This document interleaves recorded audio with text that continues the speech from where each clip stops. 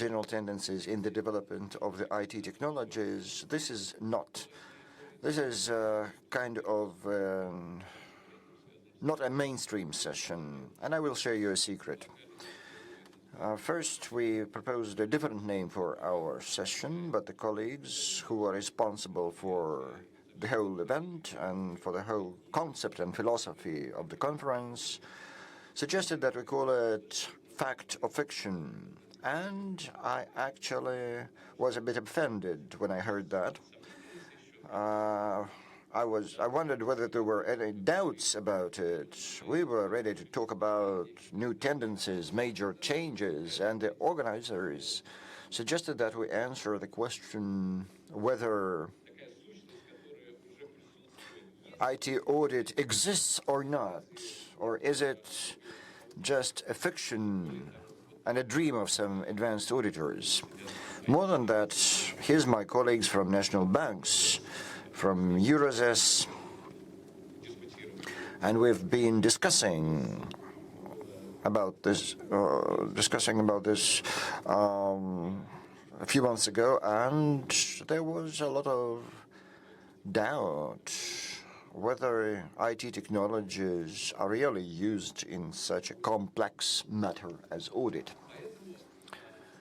Therefore, the main idea of today's talk is not to talk about the future, although most of the sessions are about the future, but to talk about the present, because you understand that unless you understand the present, there's no sense talking about the future. Really, for audit and auditors, IT is not only a challenge, and it's a big challenge, but quite obviously it opens new opportunities. And it's very important to understand how we can use those opportunities and to what extent.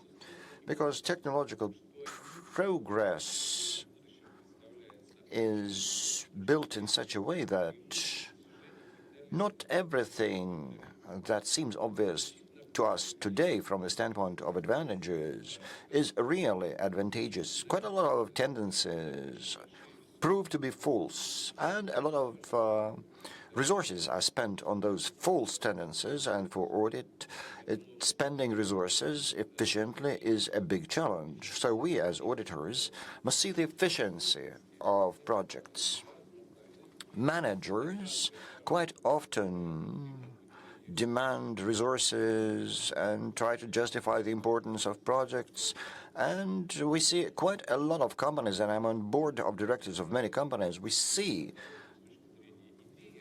a lot of projects that turned out to be costly, inefficient, uninteresting, and that was a waste of resources.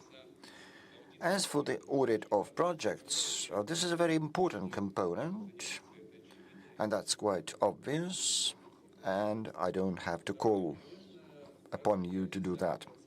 Since the processes change, and they do, we need to monitor them, and we need to have appropriate competences, and we don't need to catch up.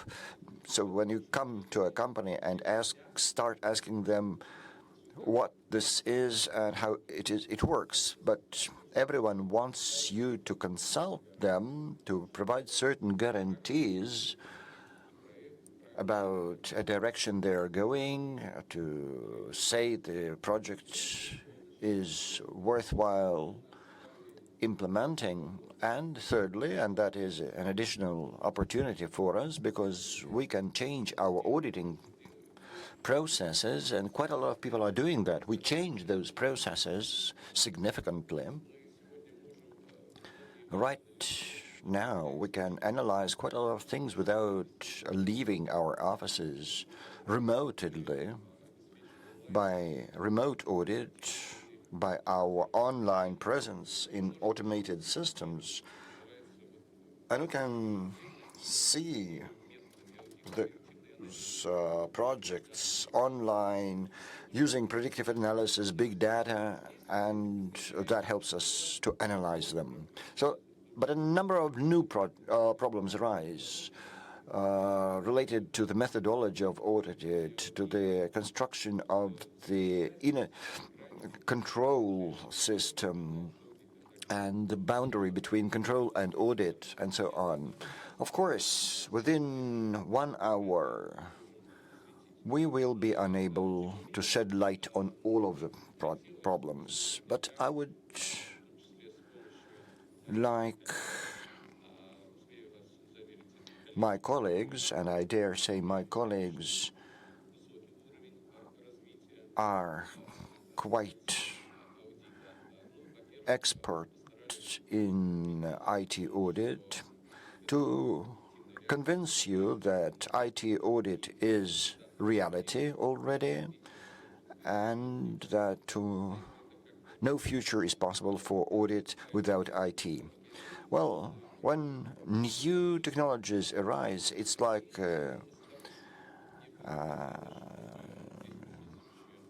steam engine, and you are either riding it or you are trampled down by it. So I would not describe the capabilities and competences of my colleagues who are present here. I think they will disclose their competences in their presentations. Next to me is Sergey Kudryashov, Deloitte partner, Oleg Shchekotov, internal audit department, Sberbank, Mikhail Petrov, Lerner, chief auditor of Rostelecom, and Ilya Sachkov, founder and general director of Group IB company. Before my colleagues speak, I would like to show you a situation in the few next slides. Quite recently, the International Institute of Audits conducted a very interesting research. There's a little number of research in this area that would provide a worldwide picture. I advise you to familiarize yourselves with these materials because the results are quite eloquent. So they found the changes in internal audit, in-house audit, are thanks to the IT technologies. Well, for me, the numbers look sad. Why? So the introduction of IT technologies should free human resources, and actually it increased the number of personnel. I will not specially talk about that, but I believe that my colleagues will justify to that. But what really makes me sad is the 4% number on the diagram. So that is the consultations about risks. Well, if not a capital sentence to our activity, at least it describes it. From my own experience in central bank, well, we cannot judge about the efficiency of our work. Probably it's for our colleagues and appropriate organizations to do, but the desire to monitor all the processes, especially the processes related to IT transformation, and an attempt to work out recommendations is present, and it's not 4%, and that's the fact. Why am I talking about it? Because I'm convinced that the future of audit is consulting, and first and foremost, consulting related to complex processes. And when you see 4% of consulting worldwide, that makes us doubt not only the IT competencies of audit, but whether our work is worthwhile at all. And we do face opinions that quite often formally, auditors are present in organizations, but they do not render a lot of assistance to managers or shareholders. So this is the statement. Well, how reliable those conclusions are, how adequate they are, well, I don't know that. And therefore, I would ask Sergey Kudryashov to describe the situation, because it's a big global company. They have a lot of experience. They provide a lot of analysis about the in-house audit in all countries of the world. And let's start with him to find where we are at this moment. Sergey. Thank you very much. I will start my presentation first with an answer to the question what Deloitte has to do with internal audit. We are not only external auditor, we also render services in in-house auditing. We improve it, and we also perform this audit. From the standpoint of our practice in Russia, we are a in-house audit service which provides turnkey solutions. We also study the issue of the prospects of our profession development, and we study it both in Russia and worldwide. Quite a lot of you probably got a questionnaire from the Institute of In-House Auditors, which also has some questions relating to our today's subject. Last year, we had a special research about the penetration of modern technologies into audit.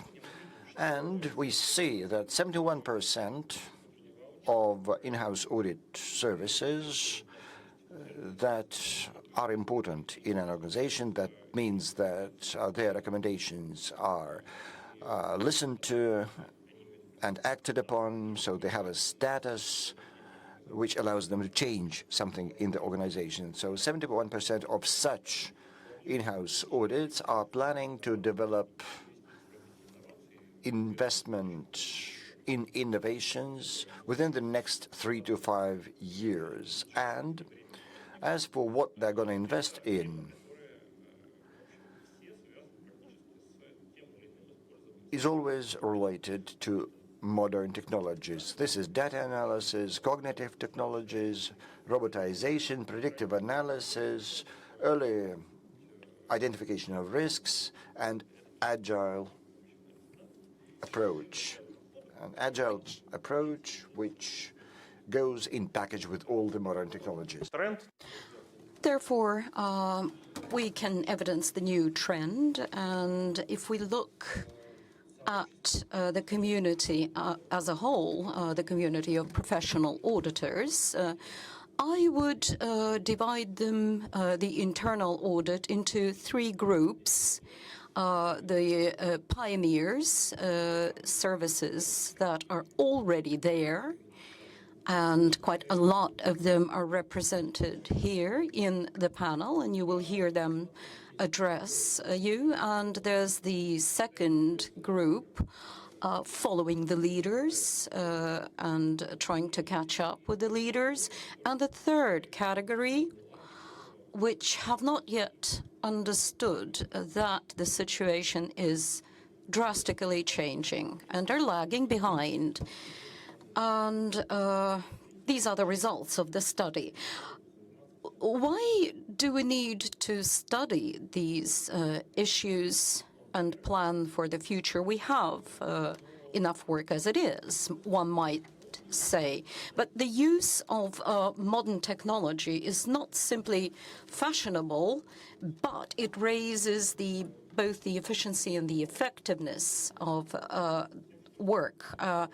Not that many audit companies can state that they have enough resources for updating their base. And when you are using modern technology, you will be able to embrace the analysis of risk, and you can work more effectively. You can receive new insights into the necessary topics and allow the management to receive updated information, detect the most important points for future development, and therefore build up your reputation and also cut costs, which is highly important, and optimize all processes. What are the main factors for success as far as in-house auditing is concerned?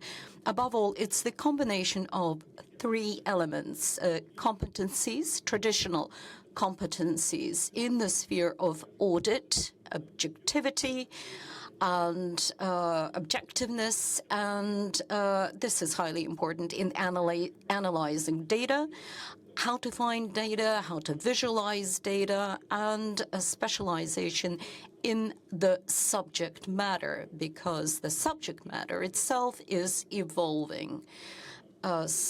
The traditional processes we are used to right now will look very different in a digital environment. It is highly important also to develop analytical instruments, and you cannot do it partially. You'll have to embrace all these processes, and it has to be a hands-on process. One mustn't forget also that you have to gather factual material. The analysis of data allows you to provide such factual material and provides for more confidence in decision-making.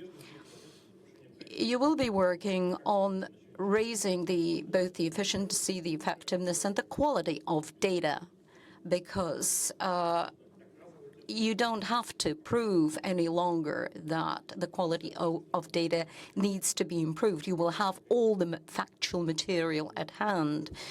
And, of course, you will not be lagging behind the modern trends. So the digital landscape of internal audit is very broad, just as broad as the development of businesses themselves. You see here the classification of such instruments. In other words, you can find the necessary instruments in this table on the basis level, in analytics, in automation of processes, and on cognitive intellect. In other words, a whole set of instruments which will be able to provide for broader in-house investment. And sometimes it's difficult to delineate between internal audit or internal controls or the businesses themselves. When we're talking about machine learning, it might be difficult to discern between the above three mentioned areas. The most important thing that we should begin with is choosing the topic of pilot projects, choosing the pilot projects themselves, and again, find the necessary instruments to support them with. I suppose this is all I wanted to say in my introduction. In conclusion, I'd like to say, don't be afraid of experimenting. We, as Deloitte, are following up these processes, but we see that all these tasks are resolved and will be resolved in the near future. Well, I would, in a certain case, like to argue about some of the points that Oleg has made. So I will break up the logic of our discussion to a certain extent right now. I know that Mikhail needs to leave us soon, and therefore I would like to give everyone ample time for their presentations. But nevertheless, I would like to ask one question. Last week, there was a very important event that took place in Russia. Inkasai World Congress took place in Russia. 190 member countries were present, and the auditing chamber of Russia will be presiding in this global organization and coordinate its activities within the coming 3 years. And also, it shall be serving as a sort of example for the other member organizations as far as updating technology is concerned. This is a very ambitious task because we have to organize and analyze a whole mass of information.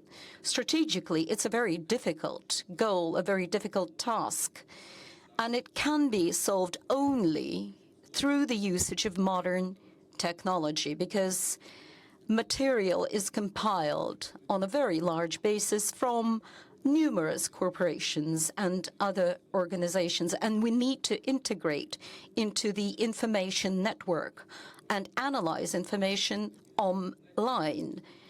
So I would like to ask Mikhail how they are going to resolve this issue.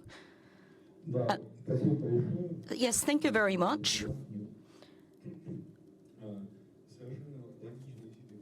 That is, so to say, a very logical bridge to the next point in our discussion. But before I start my presentation, I would like to state that on the one hand, we are following up the technology, but on the other hand, we are advancing quite quickly and in certain aspects are ahead of the rest of the world. When I was touring with the American auditing chamber, I learned from my colleagues that as far as controls and procurement are concerned, our system is even more transparent and well-organized than that in the U.S. To a certain extent, in certain aspects, though we are lagging behind. And now, as to what is happening in our department, the auditing chamber has set completely different tasks currently. Last year, we adopted a new strategy of the auditing chamber, and a lot of attention is paid to the new methods of auditing. More attention is paid to the analytical side of this work and the use of digital instruments. In other words, we are cutting costs for traditional audit processes and increasing the volume of the analytical side and innovative side of the processes. What do we need to change in our work? We are working with large masses of data, with large data banks, with different organizations and sources of information, and we have an access to a large volume of information and to a large number of users, forming conclusions. Actually, a lot of databases can be referred to big data, but not all of them. State procurement, the Treasury are extremely large data banks, but all in all, the auditor manually compiles documents currently, makes his conclusions and auditor's opinions. But what do we need to do in order to improve our work?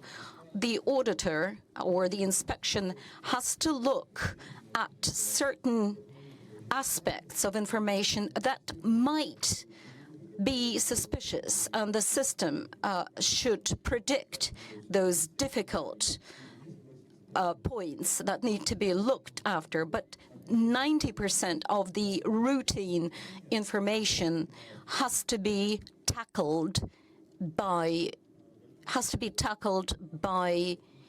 automated systems. That way, we need to, as Sergey pointed out, raise the levels of information, the volume of information, and raise the quality of auditors' opinions. In other words, I'd like to once again reiterate that we are paying more and more attention to analytics. This is our map of data. There are dozens of large systems, a lot of smaller systems. We work with and we're working with these systems manually. What are we going to do above all in the coming future? As my colleagues have pointed out, we're going to introduce new competencies, raise the competencies of our personnel, not within the IT, but also within the departments of the auditing chamber, and raising and creating competencies on the examples of innovative technology which we are introducing into the processes. These are the so-called digital machines tackling with the analysis of the information, automation of a number of processes, working with text, and accumulating the information, providing it to the auditor as a, so to say, one-stop or one-shop window. We are now currently raising our own databases, compiling our databases, and working out analytical instruments which will provide the foundation of the digital platform of auditing. In short, in brief, that is all I wanted to say about the work of the auditing chamber. It's quite obvious that when we talk about the future, some people start doubting whether it's the near future or not, and how realistic all those plans are. So I would like to pass on to the real practices and concrete examples. I suppose the representative of Sberbank will be able to bring forward such examples. And of course, such a definition might offend the regulator, but nevertheless, this language is objective. Oleg, it's quite clear that Sberbank capabilities are unique, and it is clear that if the company is developing very fast, the audit has wonderful opportunities, but the colleagues would like to know what you managed to implement, what new tools, what new opportunities, and what you haven't. Yes, colleagues, good afternoon. Thank you very much for an opportunity to speak here. I would like briefly to describe our experience. Here's a pyramid. Maybe it's very commonplace, but actually, you can't work in digital audit without data. This is the basis for everything. Some time ago, Sberbank was rather a conglomerate of territorial banks. They all had their own systems, and it was very difficult to work like that. Now we have centralized systems.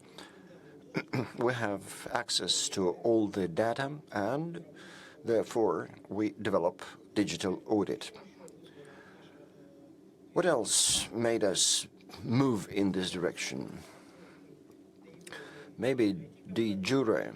We are not an IT company with a banking license, but according to our view of ourselves, that is exactly so. So when we come to businesses and to subdivisions, we cannot stay within the old paradigm when we make a random selection and extrapolate the results over the whole process.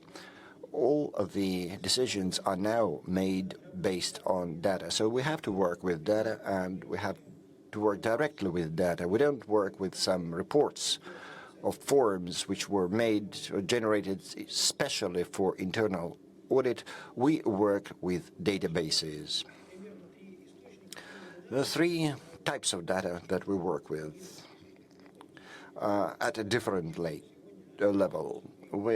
Certainly, the main source of data is structured data, all the data that is stored in the office, front desk, and auxiliary systems. In order to use them successfully, we're using the experience of our experts. We have all the IT expert in-house. We solve all the problems ourselves. Well, it's clear. The structured data is something that we can work with, and our objective is to make a link between different sources of data to reveal some tendencies which are not obvious at first sight. So if it's all about granting loans to medium and big companies, that's one thing. If we're talking about retail, actually the inspection may be over when we see that there are some problems in their IT systems, when they don't charge commissions or charge interest, or there are some issues with fraud. The second source of data, and maybe we haven't been working long with it, but it's the most interesting source. It's the unstructured data, video data from CCTV, pictures of and scans of documents. That was previously out of our control because you cannot listen or watch thousands of years of audio or video records. Now we have 280 data scientists. People have been specifically trained and tested, and inside the bank they are regarded as experts, and that gives us access to powerful equipment which they're using. So what cases can be provided? Suppose we inspected the correct communication between our trade desk and clients who play on the exchange. So a person should call, the trade desk official should ask them a code word. But before we could not check whether they were working correctly. So our experts developed models which allowed us to listen to their 12,000 of hours of conversations. Then we launched our model and found whether they communicated correctly or not. Then we separated men from women. So suppose the contract is with a man and the person calling is a woman for some reason. Then we identified the images. We have models. Well, Oleg, I will interrupt. That's why a question arises. Is that audit? Is that your function? Or are you becoming a control agency and get new possibilities, and that change the whole paradigm of risk management? We believe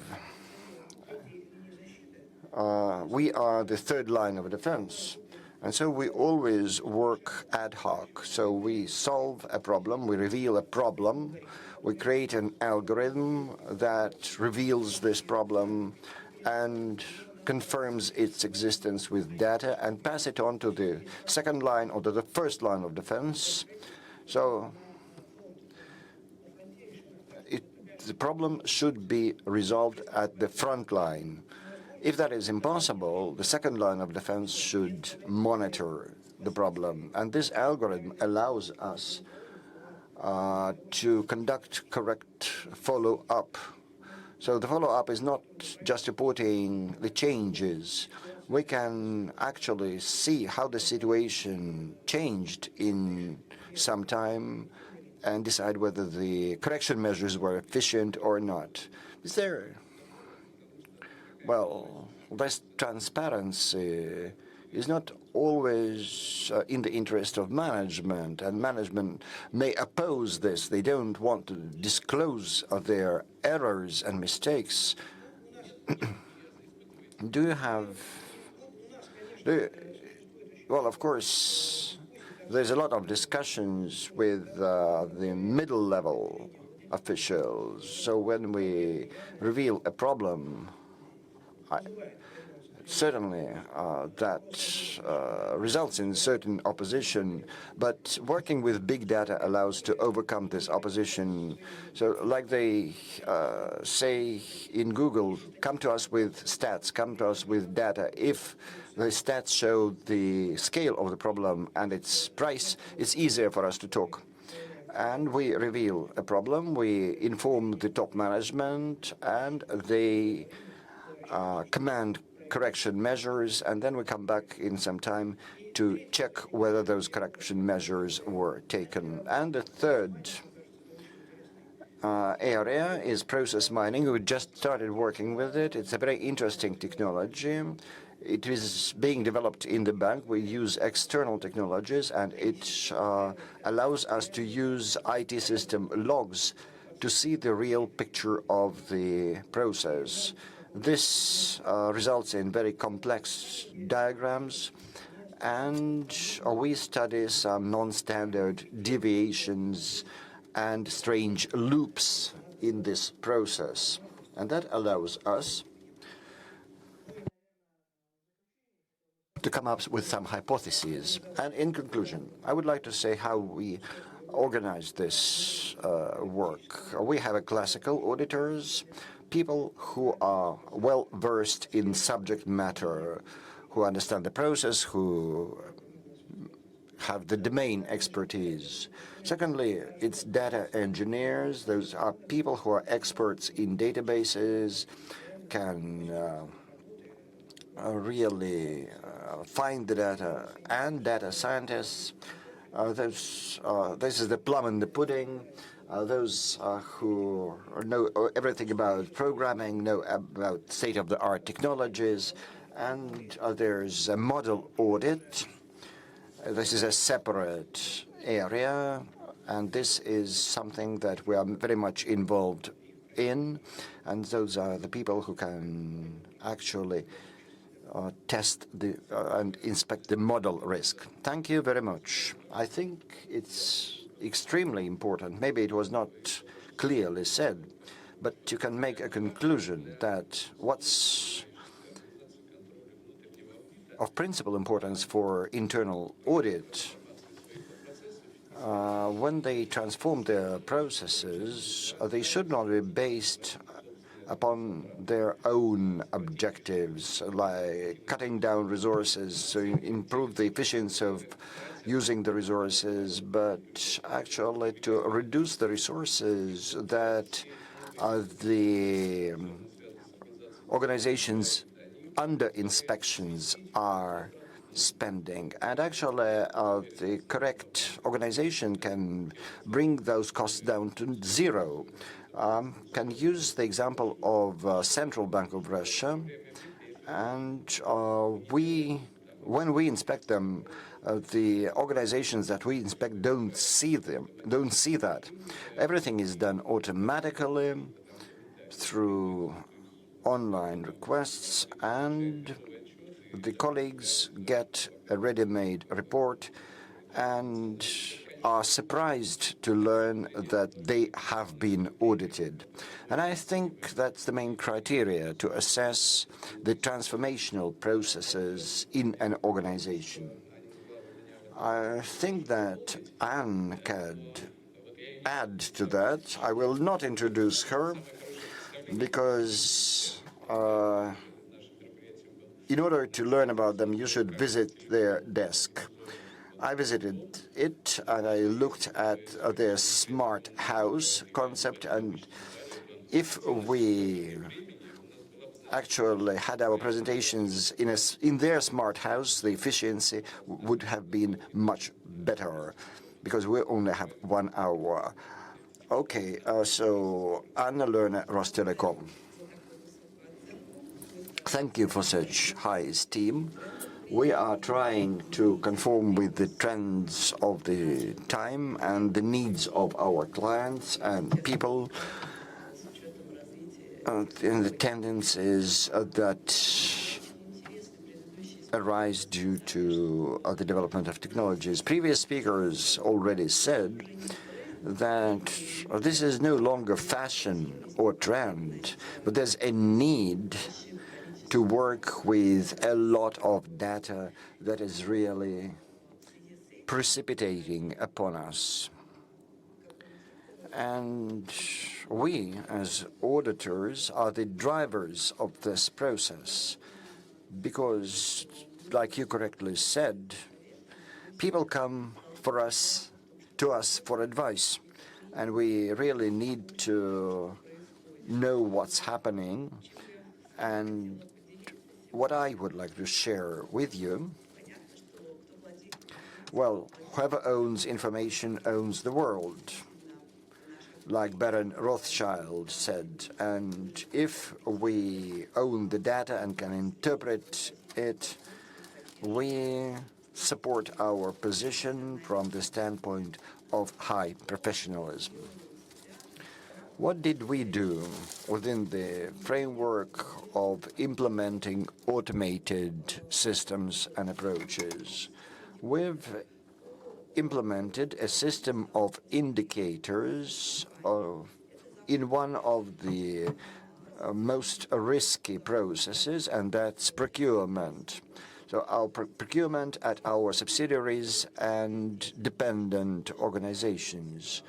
This is something that is very difficult to cover with inspection because of lack of human resources. It's very difficult to really inspect all of the procurement, everything that is procured by our subsidiaries. So we decided to use a pilot program after we introduced indicators of this process, and to make a map of indicators so that we can control this very risky process. Actually, we were consecutive. We developed a consolidated risk management dashboard approved by the board of directors, which is split into a strategic dashboard, and we performed a pilot project on the so-called operational dashboard level. In procurement, this is the way it looks. This is monitoring of procurement, and it's all on one page, as you can see. And if you take a good look at it, you will see that we have the numerical characters here, and we analyze the dynamics of change. Everyone's interested in the percentage of economy here, and percentage of savings here. And we compared all these figures with the possible future revenues coming from the contracts. We also compared different figures, most important figures. We estimated the efficiency of the processes, the procedures themselves, competitiveness, all of this, and the competitiveness level, all of this was introduced into our initial dashboard. It was actually, this dashboard is formed automatically, uploading information from external sources. And we also have sources of independent information on the dashboard, which we can compare with the internal systems dashboard. It was difficult for us to verify the data. We're all discussing data here, but we do need to understand that it is highly important for data to be adequate, correct, and full. To us auditors, that is of prime importance. And also, there were other difficulties that we encountered, such as there are different subsidiaries, different affiliates and companies, and it was necessary for us to unify indicators of efficiency and effectiveness of these companies. So we are fine-tuning these processes currently. What is good is that it's all presented on one page, and you can get access to information online, and every manager has an access using a login and password, and receive information which is updated on a continual basis, and then you can actually take a look at the details of particularly every line of information.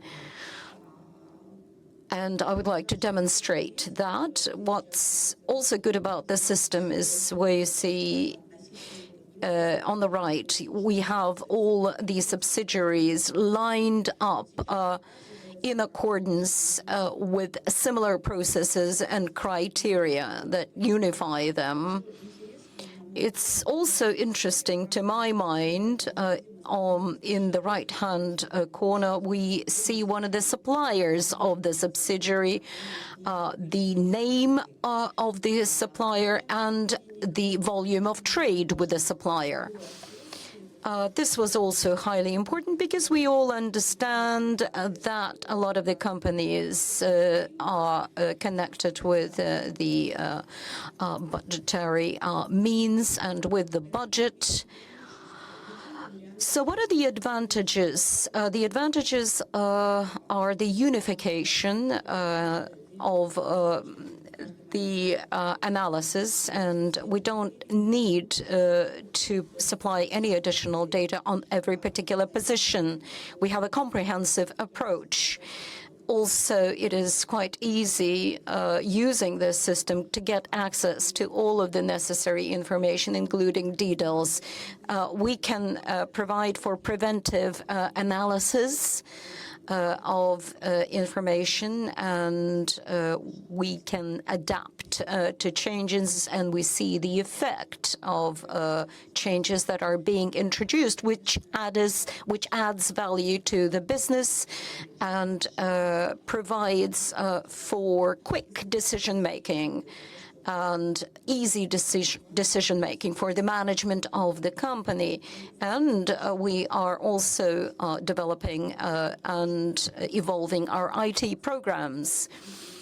As to this low percentage as far as consulting is concerned that you mentioned previously, we actually drive a lot of processes and then we pass them on to businesses for businesses to control.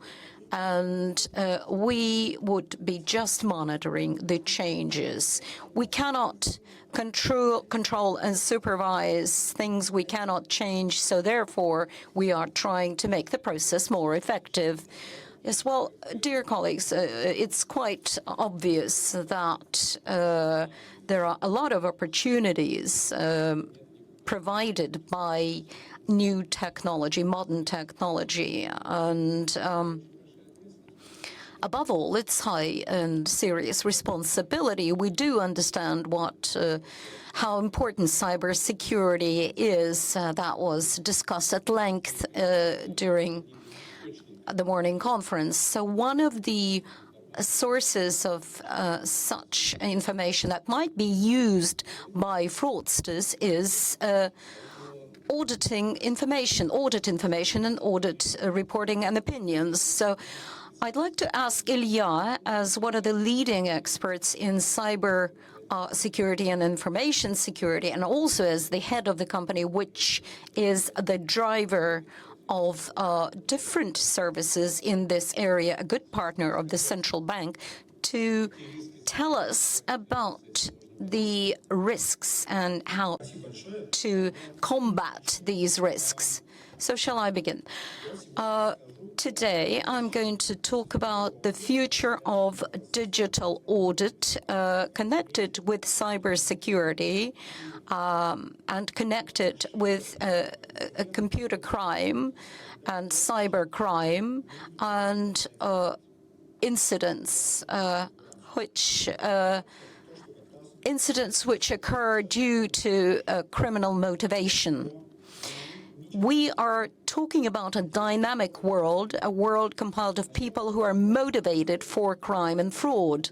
So let's take a look at the statistics as of this year, just for you to understand that the majority of banks and financial institutions we have audited, more than 62% of any mobile app contains at least one critical vulnerability.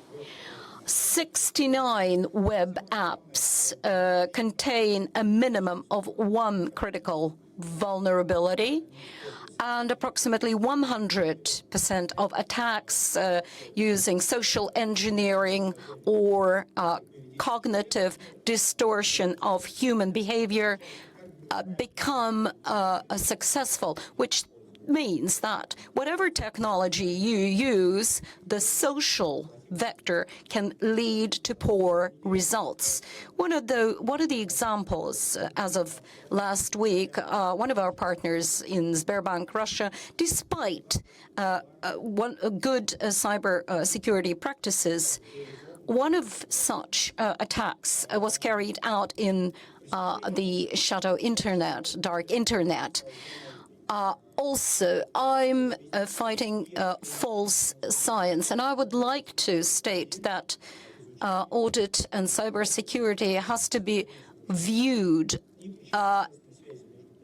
against the backdrop of the criminal motivation. In other words, methods have to be actually designed in order to fight a crime. Not so long ago, the regulators, FSO and FSB, and the other regulators and law enforcement bodies have come to the decision that it needs to be decided on how to change the criminal code, how to increase law enforcement. But every crime has a motive. Who needs a database in Russia? A database access is sought by criminals, by perpetrators. All these people, 98% of statistics prove that, are already prisoners. So the only thing you need to do so as to stop the leaks from bank information, it is important for the law enforcement bodies in prisons and legal execution services to simply stop mobile computers working in jails and prisons. But currently, as we analyze the situation, approximately 30,000 mobile devices are working in prisons. But we all know of the problem, but you actually cannot put a prisoner who's already in prison into another prison. There has to be a jail inside the jail or prison inside the prison. So, stricter and more rigid conditions have to be introduced. So within the last decade, starting from 2000, the motivation of crime has leveled out. Starting from 2000 up to 2016, the motives were financial, purely financial, irrespective of the crime. And this is mapped out against the map of risks very well. So this is what we need to check for, what to inspect. It's understandable that the main asset that the bank has to actually provide security for is SWIFT and card processing operations. Less than 1% of crimes covers the state security aspects and terrorism. We understand that that has been included into the map of risks. Therefore, we simply need to introduce certain restrictions into the system. Those who are saying that we are fully protected should understand that they're harboring false, they're absolutely misanalyzing the situation. So 20 years were protected due to certain introductions into the system. That's the way we used to live, until something happened, and we've got the new generation on scene right now. And in the non-for-profit work, we start studying the motivation of crime. We've come to the conclusion that the new generation, 16 to from 16 years of age, have a different motivation, and their motives change on a weekly basis. And starting from a crime such as sexual harassment and other types of crime and exhibitionism, actually the crime has changed to such a great extent that we have to analyze the situation. We are studying our young generation. That's what our colleagues do all over the world. And we come to the conclusion that there is no static definition of motivation of crime. In other words, the future of audit, the future of studying of crime is dynamic. What my colleague calls a continual audit is something that is connected with audit. Audit is based on constant values. Now we need to understand that the map of risks has changed and it has become very dynamic. And that's a fact. Part of our work is forensics. We are partners with Interpol, and we conduct investigations in many companies in the world where something bad happened. A lot of people don't know about it, but we know the Golos show. People heard about it, but two things that are worthwhile using in the future in order to use the perpetrator's dynamic portrait is understanding that cyber exercise is something that you can really conduct. There's quite a lot of systems for that show the daily change of cybercrime and motivation of cybercriminals. This is a real-time example of Wells Fargo. You can understand who wants to attack them, for what purpose, what's the motivation, and that's not false science. This is exact forensic science. And because an attack is not a point on the time map, it's a line of preparation, and using the big data, you can really forecast it, just as the actions of a criminal group. So the audit should be based on the perpetrator's dynamic profiles. Another subject is insider perpetrators, and it could be any personnel of yours. A standard fact in the US is the social profile and using the information which helps you to understand what person does. This is a real person which indicated during the job interview. I'll come back. Wow. His personal email address. Thanks to a fast analysis of that email, the system shows, and there are lots of systems like that, that a person is registered on a suspicious resort using a different email address, and that he's registered in 20 underground resources, which helps services in money laundering and so on. And so, when a person comes to us, and even after the polygraph, we don't trust a person. An example of Sberbank, a person who had been working for a long time there and passed all the tests. So the audit is a dynamic area of information security. It's a dynamic procedure. And since the social factor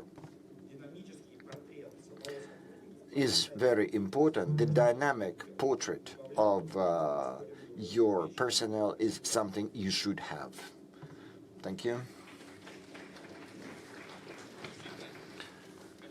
Yes, colleagues, we see how all that is becoming more and more complex, and it makes no sense to speak about static things, about the parameters and regulations that we are used to dealing with.